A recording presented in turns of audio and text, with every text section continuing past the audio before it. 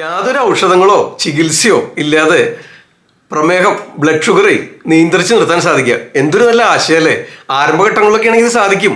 ഈ പ്രമേഹം എന്ന് പറയുന്നത് പാൻക്രിയാസ് ഗ്രന്ഥിയിലുള്ള ബീറ്റ സെൽസ് കൃത്യമായിട്ട് പ്രവർത്തിക്കാതെ വരുമ്പോൾ ഇൻസുലിൻ്റെ പ്രൊഡക്ഷനിൽ വരുന്ന വ്യതിയാനങ്ങൾ അതുവഴി രക്തത്തിൽ അമിതമായിട്ട് ഷുഗറിൻ്റെ അംശം പഞ്ചസാരയുടെ അളവ് കൂടുക. ഇതിനെയാണല്ലോ ബ്ലഡ് ഷുഗർ അഥവാ ഡയബറ്റീസ് മെലിറ്റസ് എന്ന് നിങ്ങൾ വിളിക്കുന്നത്. ഓക്കെ, അപ്പോൾ ഇതാണൊരു ആധുനിക മതം.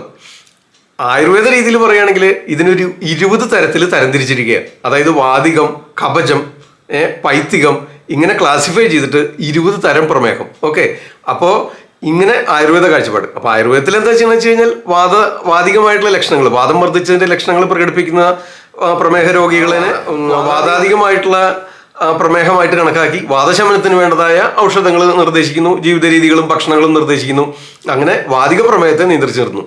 ഇനി പിത്തപ്രധാനമായിട്ടുള്ള ദോഷങ്ങൾ, പിത്തം വർദ്ധിച്ചിട്ടുള്ള ലക്ഷണങ്ങളാണ് പ്രകടിപ്പിക്കണമെങ്കിൽ പിത്തശമനത്തിന്, പിത്തദോഷത്തിനെ ശമിപ്പിക്കുന്നതിനും കരുതുന്നതിനായിട്ടുള്ള ഔഷധങ്ങളും ആഹാര രീതികളും നിശ്ചയിക്കുന്നു. കഫജമാണെങ്കിൽ അതിനെ ശമിപ്പിക്കുന്നതിന് വേണ്ടതായ ആഹാര രീതികൾ, ഭക്ഷണ രീതികൾ, ജീവിത രീതികൾ നിർദ്ദേശിക്കുക. ഇങ്ങനെയാണല്ലോ ചികിത്സ നിർദ്ദേശിച്ചു വരുന്നത്.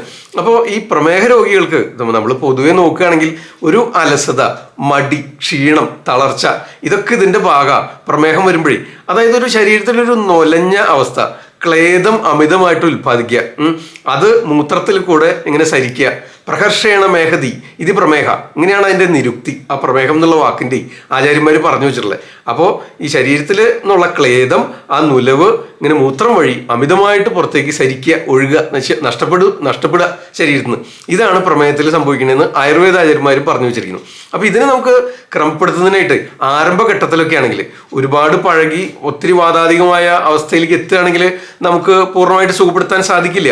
ശരിയാണ്, ഭക്ഷണ രീതി കൊണ്ടോ ജീവിത രീതി കൊണ്ടോ യാപ്യഗണത്തിൽ പെടുത്തി, അതായത് മരുന്ന് കൊണ്ട്, ഭക്ഷണ ജീവിത നിയന്ത്രണങ്ങൾ കൊണ്ട് നിയന്ത്രിച്ച് നിർത്താനായിട്ട് സാധിക്കും. ഇങ്ങനെ തന്നെയാണ് ആയുർവേദാചാര്യന്മാരും പറഞ്ഞു വെച്ചിട്ടുള്ളത്. ഓക്കെ, അപ്പോൾ നമുക്ക് ഈ ആരംഭഘട്ടത്തിൽ എല്ലാ ദോഷങ്ങളും കോപിക്കാത്ത നവമായിട്ടുള്ള പുതിയതായിട്ട് വരുന്ന രോഗാവസ്ഥകൾ, ആ ബോർഡർ ലൈൻ ഷുഗറൊക്കെ കുറച്ച് വല്ലപ്പോഴൊക്കെ കൂടും, പിന്നെ വീണ്ടും കുറയും, ഇടയ്ക്ക് വീണ്ടും കൂടും.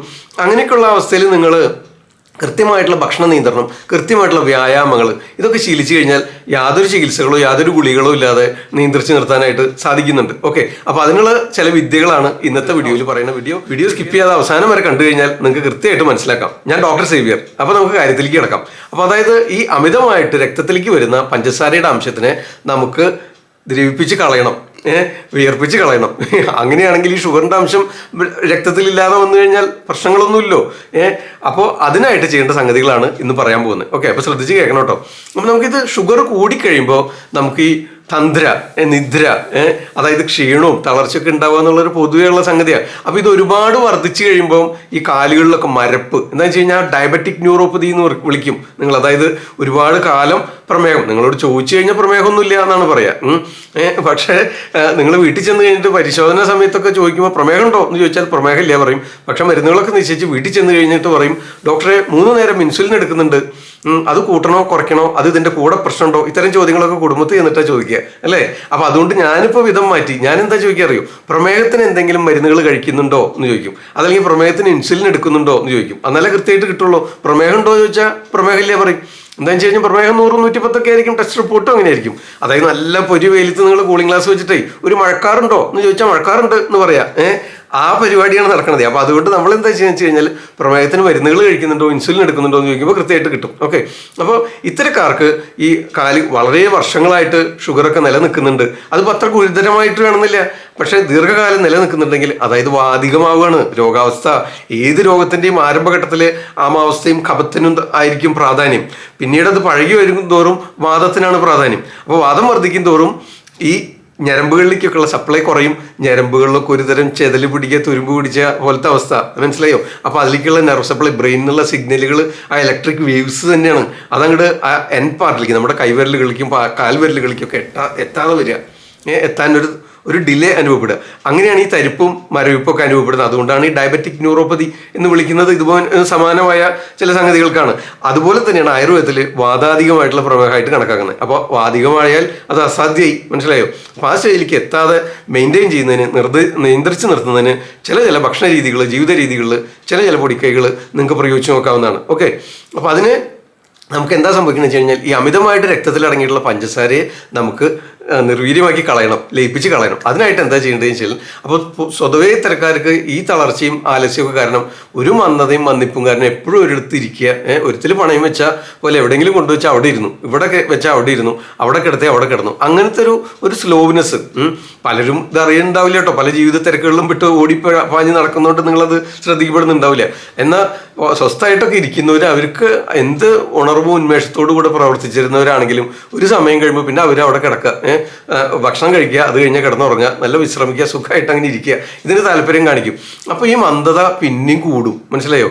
അപ്പോൾ ഈ പഞ്ചസാരയുടെ അളവ് പിന്നെയും കൂടുക, നീർക്കെട്ട് പിന്നെ കൂടുക, ശരീരത്തിൽ വേദനകളായി, നീർക്കെട്ടായി, സന്ധികളിൽ വേദനയായി. ഓക്കെ, അപ്പോൾ അത്തരം സംഗതികൾ ഈ ആലസ്യത്തിന്റെ ഭാഗമായിട്ടുണ്ടാവും. അപ്പോൾ നമ്മൾ എന്താ ചെയ്യേണ്ടത് വെച്ച് കഴിഞ്ഞാൽ ജസ്റ്റ് ഓപ്പോസിറ്റ് സംഗതി ചെയ്യണം, കൂടുതൽ വ്യായാമം ചെയ്യണം. അതിപ്പോൾ ആ പ്രായത്തിൽ ഇത്തരം രോഗാവസ്ഥയൊക്കെ ബാധിച്ചു കഴിയുമ്പോൾ കൃത്യമായിട്ട് ഒരുപാട് സമയം ഒത്തിരി സ്ട്രെസ് എക്സസൈസ് ഒക്കെ ചെയ്യാൻ ചിലപ്പോൾ നിങ്ങൾക്ക് ചെറിയൊരു മടി കണ്ടുവന്ന് വരും.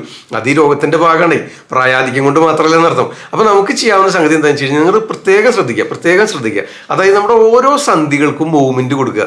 നമുക്കിപ്പോൾ ഓട്ടവും ചാട്ടവും ചുമരുമ കയറലും ഒന്നും വേണ്ട, ഒത്തിരി വെയിറ്റ് എടുത്ത് പൊക്കും ഒന്നും വേണ്ട. നിങ്ങളുടെ എല്ലാ സന്ധികളും എപ്പോഴും മൂവ് ചെയ്തുകൊണ്ടിരിക്കണം. എന്താണെന്ന് വെച്ച് കഴിഞ്ഞാൽ ഈ പ്രമേഹം വർദ്ധിക്കുന്നതനുസരിച്ച് ഈ ഡയബറ്റിക് ന്യൂറോപ്പതി, അതല്ലെങ്കിൽ വാതാധികമാകുന്ന അവസ്ഥയിൽ നമ്മുടെ ജോയിൻസിനൊക്കെ സ്റ്റിഫ്നെസ് അനുഭവപ്പെടുക, ആ മൂവ്മെന്റ്സ് ഒക്കെ കുറയുക, എല്ലാ ജോയിന്റിലേക്കും അത് സ്പ്രെഡ് ചെയ്യും, മനസ്സിലായോ? അപ്പോൾ അതുകൊണ്ട് നിങ്ങൾ എല്ലാ ജോയിൻസും, നമ്മുടെ കൈ വിരലുകളിൽ നിന്ന് ആരംഭിക്കാം, എല്ലാ വിരലുകളും മടക്കി നിർത്തുക, എല്ലാ ജോയിൻസും. ഇതൊരു അരമണിക്കൂർ സമയം രാവിലെയും ഒരു അരമണിക്കൂർ സമയം വൈകിട്ടും ചെയ്യുക. ഇരുന്നുകൊണ്ട് ചെയ്യാവുന്ന എല്ലാ മൂവ്മെന്റ്സും ആദ്യം ചെയ്യുക. അത് കഴിഞ്ഞ് എഴുന്നേറ്റ് നിന്നിട്ട് പതുക്കെ കാലിൻ്റെ മുട്ടൊക്കെ മടക്കി നിർത്തുക, കാലിൻ്റെ കണ്ണിയൊക്കെ ഒന്ന് മടക്കി നിർത്തുക, അരക്കെട്ടൊന്ന് ചുറ്റിത്തിരിക്കുക, ഒന്ന് ഇരുന്ന് എഴുന്നേൽക്കുക. ഇത്തരം സംഗതികൾ ചെയ്താൽ മതി, വലിയ കസരത്തൊന്നും വേണ്ട. ഇതിന് ഏറ്റവും ബെസ്റ്റ് യോഗയാണ് കേട്ടോ, അത് ഓർമ്മപ്പെടുത്തുകയാണ്, പറയാതിരിക്കാൻ നിവൃത്തിയില്ല. അതായത് ഒരു 2-3 സെറ്റ് സൂര്യ നമസ്കാരം അങ്ങോട്ട് ചെയ്താൽ എല്ലാ ജോയിന്റും ഇളകും, മനസ്സിലായോ? അത് പതുക്കെ ഒരു 2 സെറ്റ് രാവിലെയും 2 സെറ്റ് വൈകിട്ട് വെച്ചാൽ അങ്ങനെ ആയാലും കുഴപ്പമില്ല. ഇനി കുറച്ച് നേരം നടന്നുകൊണ്ടിരിക്കുക. അപ്പോൾ എല്ലാ ജോയിൻസിലും മൂവ്മെന്റ്സ് വരുമ്പോൾ ഈ അമിതമായിട്ടുള്ള പഞ്ചസാര ഉണ്ടല്ലോ, അതിനെ ഉപയോഗിച്ചുകൊണ്ട്, ആ കലോറി, ആ ഊർജം ഉപയോഗിച്ചുകൊണ്ടാണ് ഈ മൂവ്മെന്റ്സ് ഒക്കെ നടക്കുന്നത്, മനസ്സിലായോ? അപ്പോൾ അതിനിത് യൂട്ടിലൈസ് ചെയ്യുമ്പോൾ, ഉപകാരപ്പെടുത്തുമ്പോൾ ഈ ഷുഗറിന്റെ അളവ്, രക്തത്തിലുള്ള പഞ്ചസാരയുടെ അളവ് ക്രമേണ കുറഞ്ഞു വരും. എന്താണെന്ന് വെച്ച് കഴിഞ്ഞാൽ കലോറി, ഊർജ്ജം വേണമല്ലോ നമുക്ക് ഈ മൂവ്മെന്റ്സിന്. അപ്പോൾ ഈ മൂവ്മെന്റ്സ് നടക്കണമെങ്കിൽ കലോറി വേണം, ഊർജ്ജം വേണം, ഉപയുക്തമാക്കണം. നമ്മുടെ ഓൾറെഡി റിസർവ് ഉള്ള ആ കലോറിയെ നമ്മൾ ഉപയോഗിക്കുമ്പോൾ നമുക്ക് പ്രമേഹത്തിന്റെ അളവ് കുറഞ്ഞു വരും. ഒരു വാട്ടർ ടാങ്കിൽ നിറച്ച് വെള്ളം കെട്ടിക്കിടക്കുന്നു, അത് നമ്മൾ തുറന്നു വിട്ട് കഴിഞ്ഞാൽ അത് കുറഞ്ഞു വരില്ലേ എന്ന് പറഞ്ഞ പോലെ തന്നെ ഒരു സിമ്പിൾ ഉദാഹരണം. അപ്പോൾ നമ്മൾ ഓരോ ജോയിൻസും പരമാവധി, ഇനിയിപ്പോൾ നിങ്ങളിപ്പോൾ വെറുതെ പേപ്പർ വായിച്ചിരിക്കുക, TV കണ്ടിരിക്കുക, വിശ്രമിക്കുകയാണെങ്കിൽ പോലും ചുമ്മാ ഇരിക്കുമ്പോൾ എല്ലാ ജോയിൻസും ഇങ്ങനെ ഇളക്കി കൊടുത്തുകൊണ്ടിരുന്നോ ഷുഗറിന്റെ ലെവൽ കുറഞ്ഞു വരും, മനസ്സിലായോ? ഇത് മാത്രം പോരാ കേട്ടോ. നിങ്ങൾ രാവിലെ ഇപ്പം മനസ്സിന് നല്ല പ്രാധാന്യമുണ്ട് ഈ രോഗാവസ്ഥയിൽ, ഈ പ്രമേഹത്തിന്. അപ്പോൾ ഒത്തിരി സ്ട്രെസ്സും ടെൻഷനും ഒക്കെ ഉണ്ട്, ഉറക്കമുളയ്ക്കുക, ദേഷ്യം വരിക, സങ്കടം വരിക, ഇങ്ങനെയൊക്കെ ആയാലും ഈ വാദം വർദ്ധിക്കും. അപ്പോൾ വീണ്ടും നമുക്ക് ഈ പ്രമേഹം കവാധികമായിട്ട് തുടങ്ങി പിന്നെ അത് വാതാധികമായിട്ട് മാറും. ഒത്തിരി സ്ട്രെസ്സും ടെൻഷനും ഒക്കെ ഉള്ളവർക്ക് അത് വേഗം സംഭവിക്കും, അല്ലാത്തവർക്കും പതുക്കെ സംഭവിക്കും. പക്ഷേ ഒത്തിരി സ്ട്രെസ്, ടെൻഷൻ, ഉറക്കളപ്പ്, ദേഷ്യം, സങ്കടം, ഇത്തരം സംഗതികളൊക്കെ ഉണ്ടെങ്കിൽ അത് വേഗം വാതാധികമായിട്ട് മാറും. അപ്പോൾ ഇത്തരം വേദനയും തരിപ്പും നൊമ്പരങ്ങളും സ്റ്റിഫ്നെസ്സും ഉറക്കില്ലായ്മയും ശോധനയില്ലായ്മയും ഒക്കെ കൂടും. ക്ഷീണവും തളർച്ചയും മെലിച്ചിലും ഒക്കെ പെട്ടെന്ന് കൂടും. അപ്പോൾ അതുകൊണ്ട് ഒത്തിരി മാനസിക സമ്മർദ്ദങ്ങളും അനുഭവിക്കാനായിട്ട് പാടില്ല. വളരെ റിലാക്സ്ഡ് ആയിട്ട് ഉള്ള സുഖവും സന്തോഷമായിട്ട് സമാധാനമായിട്ട് ഇരുന്ന് കഴിഞ്ഞാൽ അത് നമ്മളത്ര ബാധിക്കില്ല. ഓക്കെ, അപ്പോൾ അതിന് സഹായകമാവും ഈ പ്രാണായാമം, മെഡിറ്റേഷൻ, ബ്രീത്തിങ് എക്സസൈസ് ഒക്കെ. യോഗയിലേക്ക് തന്നെ ഞാൻ വരണേ, മനസ്സിലായോ? യോഗ ചെയ്തതെല്ലായി. അപ്പോൾ ഇനി നമുക്ക് പത്മാസനത്തിൽ ഇരുന്നു കൊണ്ട് നമുക്ക് മെഡിറ്റേഷനൊക്കെ ചെയ്യാം. പക്ഷേ വജ്രാസനത്തിൽ ഇരുന്ന് കഴിഞ്ഞാൽ പ്രത്യേകമായിട്ടുള്ളൊരു ഫല പ്രമേഹ രോഗികൾ വജ്രാസനത്തിലിരിക്കുക, എല്ലാ ജോയിൻസും നന്നായിട്ട് മൂവ് ചെയ്യുക. അത് കഴിഞ്ഞ് വജ്രാസനത്തിൽ ഇരുന്നുകൊണ്ട് ഇത്തിരി നേരം മെഡിറ്റേഷൻ ഇരിക്കുക. അത് രാവിലെയും ഒരു 15 മിനിറ്റ് ഇരുന്നോ, വൈകിട്ട് ഒരു 15-20 മിനിറ്റ് ആയിക്കോട്ടെ. അപ്പോൾ സമയം ഉണ്ടെങ്കിൽ ഇത് ചെയ്തു കഴിഞ്ഞാൽ ഇതുകൊണ്ട് തന്നെ പ്രമേഹം യാതൊരു മരുന്നുകളും ചികിത്സയില്ലാതെ നിയന്ത്രിച്ച് നിർത്താൻ സാധിക്കുന്നുണ്ടെങ്കിൽ വലിയൊരു സംഗതിയല്ലേ? ഇത് മാത്രം പോരാട്ടോ, ഒരു സംഗതി കൂടി വേണം. ഓക്കെ, അപ്പോൾ ഇത്തരം സംഗതികൾ കൃത്യമായിട്ട് ചെയ്യുന്നവർക്ക് വെള്ളിയാഴ്ച ചെയ്തു, പിന്നെ അടുത്ത മാസം ബുധനാഴ്ച ചെയ്തു, അങ്ങനെ ശരിയാവില്ല. കൃത്യമായിട്ട് ഒരു റെഗുലറായിട്ട് ഒരു കൃത്യസമയം നിശ്ചയിക്കുക. ആ സമയത്ത് ഈ പണി മാത്രം. ഓക്കെ, ഒരു 15-20 മിനിറ്റ് മതി ഇതിനായിട്ട് നീക്കി വയ്ക്കുക. കുറച്ച് നേരം നടക്കുക. ചിലർ വൈകിട്ട് നടക്കും, രാവിലെ മെഡിറ്റേഷനും സൂര്യ ഒക്കെ ചെയ്യും. അങ്ങനെയാവാം, നിങ്ങളുടെ സൗകര്യം പോലെ ചെയ്യാം, പക്ഷെ മുടങ്ങാതെ ചെയ്യണം. അത് ഇതിന് പ്രകടമായ മാറ്റം വരുത്തും. വജ്രാസനത്തിന് പ്രത്യേകമായിട്ടുള്ള ഫലം കാണുന്നുണ്ട്. ഇനി ഇതിൻ്റെ കൂടെ ഒരു സൂത്രപ്പണി, അതായത് ഒരു 4-5 പേരയുടെ ഒരു അത്ര ഇളം വേണ്ട, അത്ര മൂത്തും വേണ്ട, ഒരു ഇടത്തരം ഇല, ഒരു 3-4 ഇല മതി. അതൊരു ഒന്ന് ചെറുതായിട്ട് കീറിയിട്ടിട്ട് ഒരു 2 ഗ്ലാസ് വെള്ളം ഒഴിച്ചിട്ട് നല്ലോണം വെട്ടി അങ്ങോട്ട് തിളപ്പിക്കുക. അപ്പോൾ അത് അരിച്ചെടുക്കുമ്പോഴേക്കും ചിലപ്പോൾ ഒരു ഗ്ലാസ്സായിട്ട് വറ്റും. ഒരു 10-25 മിനിറ്റ് തിളച്ച് കഴിഞ്ഞാൽ എന്നിട്ട് അത് അരിച്ചെടുത്തിട്ട് അതിങ്ങനെ കുറച്ച് രാവിലെ ഊതി കുടിക്കുക. അതേപോലെ ഒരു ഗ്ലാസ് തയ്യാറാക്കിയിട്ട് വൈകിട്ടും കുടിക്കുക. അപ്പോൾ ഒരു 2 ഗ്ലാസ് വെള്ളം ഒഴിച്ച് തിളപ്പിച്ച് പകുതിയായിട്ട് വറ്റിക്കുക. ഒരു 4 ഇല ഇടുക. പേരയുടെ ഇല നമ്മുടെ നാടൻ പേരയുടെ ഇല, ഒരു ഇടത്തരം, ഒത്തിരി മൂപ്പും പാടില്ല ഒത്തിരി ഇളയതും അല്ലാത്ത ഇല കീറിയിട്ടിട്ട് 2 ഗ്ലാസ് വെള്ളം ഒഴിച്ച് നന്നായിട്ട് തിളപ്പിച്ച് പകുതിയാക്കി വറ്റിച്ചിട്ട് അത് രാവിലെയും വെറുതെ നമ്മൾ കാപ്പിക്ക് പകരം പേരയില ഗ്വാവ ടീ എന്നൊക്കെ വിളിച്ചാൽ വലിയ പത്രസായി അല്ലേ. അപ്പോൾ പേരയില ചായ അങ്ങോട്ട് രാവിലെയും കുടിക്കുക, വൈകിട്ടും കുടിക്കുക. ഈ വജ്രാസനം ചെയ്യുക, ഇച്ചിരി സൂര്യനമസ്കാരം ചെയ്യുക, കുറച്ച് നടത്തും, എല്ലാ ജോയിൻസും എല്ലാ വിരലുകളുടെയും എല്ലാ സന്ധികളും മടക്കി നിർത്തുക, മൂവ്മെന്റ്സ് കിട്ടുന്നുണ്ടെന്ന് ഉറപ്പ് വരുത്തുക. ഇത്തരം സംഗതികൾ ചെയ്താൽ നിങ്ങൾ ശ്രമിച്ചു നോക്കിയത് പ്രമേഹം താനെ കുറഞ്ഞു വരും. ഒത്തിരി ഹൈ ആയി കുറേ കാലമായിട്ട് 10-25 വർഷമായി കുറേ ഇൻസുലിനൊക്കെ എടുത്ത് അവർക്കും ശ്രമിക്കുക കേട്ടോ.